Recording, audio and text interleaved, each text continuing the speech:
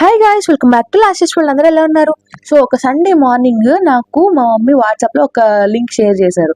ఏంటయ్యా అని ఓపెన్ చేసి చూస్తే కోనసీమ స్టైల్ ఈజీ కొబ్బరి అన్నం అని పెట్టారనమాట.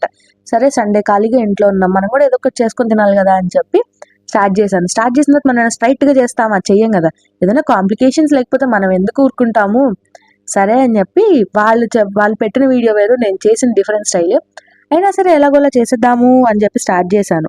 వాళ్ళు ఏం చెప్పారు, అసలు ఫస్ట్ ఒక గిన్నెలోకి కొబ్బరి పాలు పోసుకొని దాంట్లోనే కడిగిన బియ్యం, పచ్చిమిరపకాయలు, అల్లం వెల్లుల్లి పేస్ట్, ఆయిల్, పలావ్ దినుసులు అన్నీ వేసేసుకోండి అన్నారు.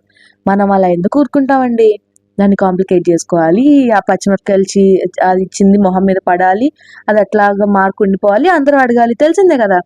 అలా అయితే మేము స్టార్ట్ చేసాము. ఫైనల్గా ఎట్లా వచ్చింది అవుట్పుట్ అంటే బాగానే వచ్చింది, పర్లేదు. అప్పుడు నాకేమనిపించింది అంటే పర్లేదు లాస్య, నువ్వు కూడా వంటలు బాగానే చేస్తున్నావు అనిపించింది, జస్ట్ ఫర్ ఫన్. నాకైతే ఫుడ్ బాగా నచ్చింది.